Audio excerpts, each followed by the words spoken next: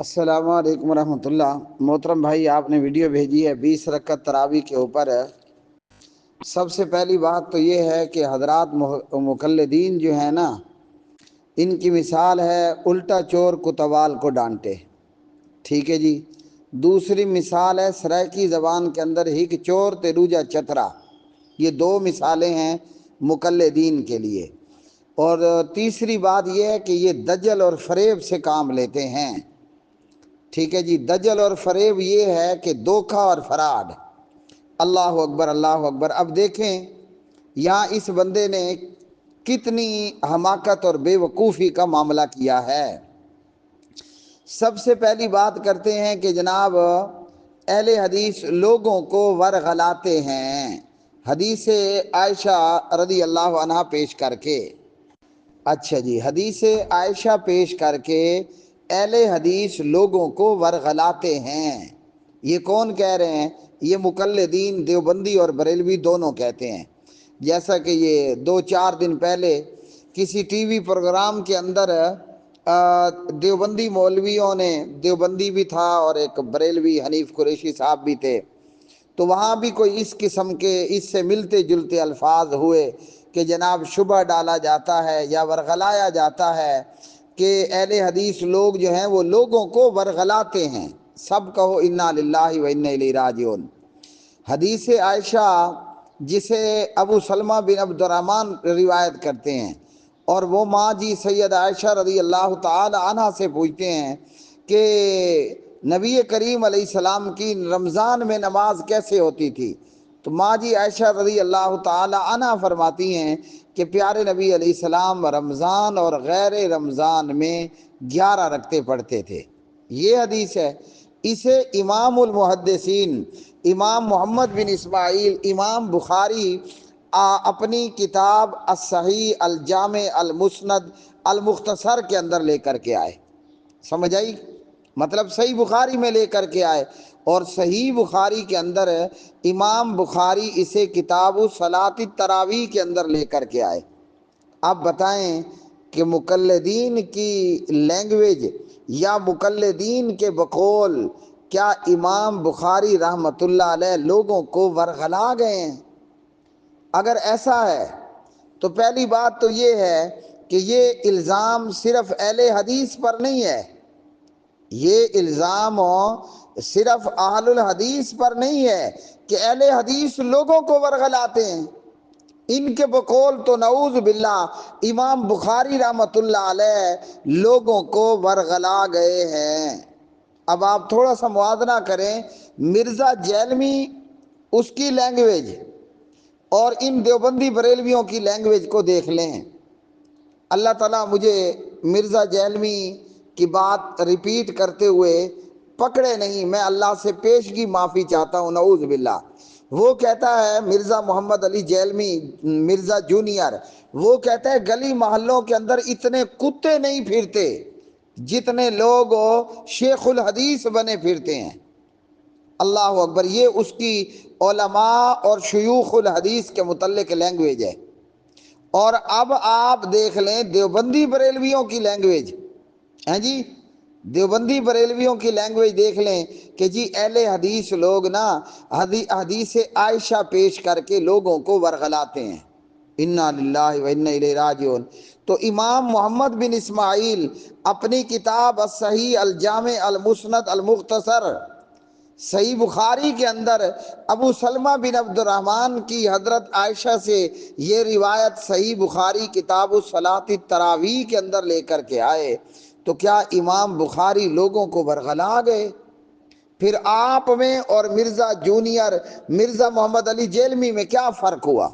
اور یہ بات بھی آپ چلی ہے تو سن لیں، وہ جو مرزا سینئر تھا نا، مرزا غلام احمد قادیانی، وہ مقلد تھا۔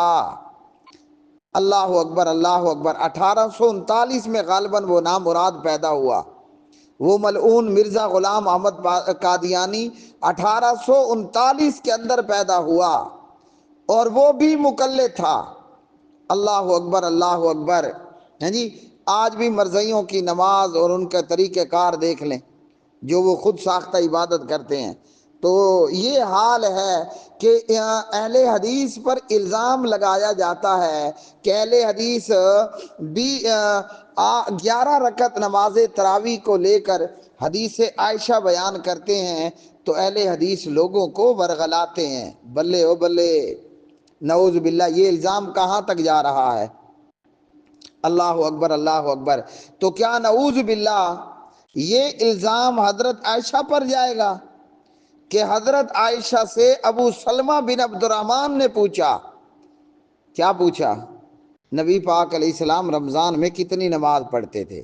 نعوذ باللہ، نعوذ باللہ، ثم نعوذ باللہ۔ کیا حضرت عائشہ نے ابو سلمہ بن عبد الرحمن کو ورغلایا تھا؟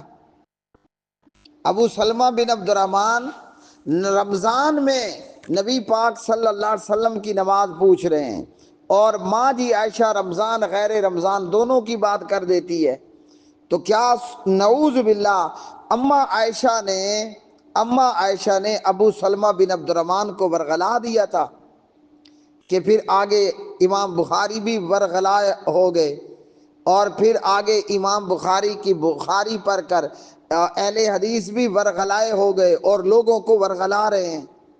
یہ کوئی بات ہے کرنے کی؟ تو اگر یہ افواہات ہیں ان لوگوں کے منہ کی اور زبان کی، تو ان میں اور مرزا جونیئر اور مرزا سینئر میں فرق کہاں سے ٹھہرا؟ اللہ اکبر۔ اہل حدیث اگر لوگوں کو ورغلاتے ہیں، اللہ اکبر، تو مقلدین تم لوگ امام بخاری کی صحیح بخاری پڑھتے اور پڑھاتے کیوں ہو؟ تمہارے بقول تو امام بخاری سیدھا سیدھا لوگوں کو ورغلا رہے ہیں جی، بات تراویح کی ہوتی ہے اور وہ نماز تہجد کی حدیث لے آتے ہیں۔ یہی کہا ہے نا اس بھائی صاحب نے، اور مقلدین کا یہی کہنا ہے کہ حدیث عائشہ جو ہے وہ 11 رکعت والی وہ تہجد کے متعلق ہے۔ ہیں؟ اللہ اکبر، اللہ اکبر۔ تو پھر بخاری پڑھتے اور پڑھاتے کیوں ہو؟ کہ امام بخاری بھی نعوذ باللہ تمہارے بقول لوگوں کو ورغلا رہے ہیں، اور ابو سلمہ بن عبد الرحمن بھی نعوذ باللہ لوگوں کو ورغلا رہے تھے، اور سید عائشہ بھی نعوذ باللہ لوگوں کو ورغلا رہی تھی، اور اہل حدیث بھی لوگوں کو ورغلا رہے ہیں کہ حدیث جو تہجد کی نماز ہے اسے نماز تراویح کے باب میں بیان کر دیتے ہیں، اور نماز تراویح کا سوال آتا ہے تو وہ جی حدیث عائشہ تہجد کی روایت بیان کر دی جاتی ہے۔ انا للہ و انا الیہ راجعون۔ اس لیے علامہ احسان الیہ ظہیر شہید رحمۃ اللہ علیہ نے کسی موقع پر ایک سٹیج پر کھڑے ہو کر کہا تھا، اور سٹیج پر دیوبندی بریلوی دونوں موجود تھے، کہ بتاؤ مقلدو، قادیانیت اور مرزائیت کا دروازہ کھولا کس نے؟ چلیں، اتنا کافی ہے، اب آگے چلتے ہیں۔ آگے چلتے ہوئے یہ بھائی صاحب اعتراض فرماتے ہیں، اعتراض یہ ہوتا ہے کہ جی وہ تو 4 رکعت پڑھتے تھے نبی پاک علیہ السلام، اہل حدیث تو 2 رکعت پڑھتے ہیں۔ تو میں نے شروع میں کیا کہا؟ یہ مقلدین کا دجل اور فریب بھی ہے، ان کا الزام کرنا بھی ہے، یعنی الزام دینا، اور تہمت تراشنا بھی ہے۔ اللہ اکبر۔ اور جہالت تو خیر ہے ہی ہے نا، وہ تو کہنے کی ضرورت ہی نہیں ہے، جہالت تو ہے ہی ہے۔ اب اعتراض ہے کہ نبی پاک علیہ السلام نے اگر اس حدیث کے مطابق یہ تراویح پڑھی ہے تو محمد رسول اللہ صلی اللہ علیہ وسلم نے تو 4 رکعت پڑھی ہے، اہل حدیث ہو تم تراویح 2 کر کے کیوں پڑھتے ہو؟ اس کا جواب یہ ہے، یا تو ان بیچاروں کو پتہ نہیں ہوتا، اور یہ بات بھی اپنی جگہ پر مضبوط ہے، اور یا پتہ ہوتا ہے تو یہ دجل اور فریب کرتے ہیں، اور ان کا دجل اور فریب کرنا یہ بھی اپنی جگہ پر مضبوط بات ہے۔ آئیے کہ ہم 2 کر کے تراویح کیوں پڑھتے ہیں۔ امام نسائی رحمہ اللہ حدیث لے کر آئے، سنن نسائی کے اندر نبی رحمت صلی اللہ علیہ وسلم نے فرمایا، صلاۃ اللیل والنہار مثنا مثنا۔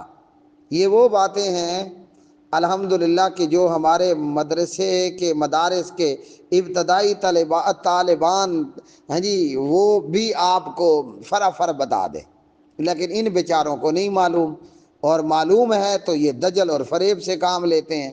اللہ اکبر، اللہ اکبر۔ تو میں نے کیا پڑھ دیا؟ صلاۃ اللیل والنہار مثنا مثنا، نبی کریم علیہ السلام نے فرمایا رات دن کی جو نفل نماز ہے نا وہ 2 رکعت ہے۔ تو تراویح نفل ہے کہ فرض ہے؟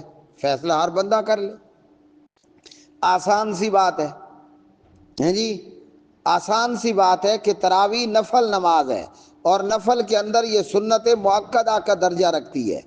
تو تراویح نفل نماز ہے، اور حضور فرماتے ہیں کہ دن اور رات میں جو نفل نماز ہے وہ 2 رکعت ہے، تو اس لیے اہل حدیث تراویح 2 پڑھتے ہیں۔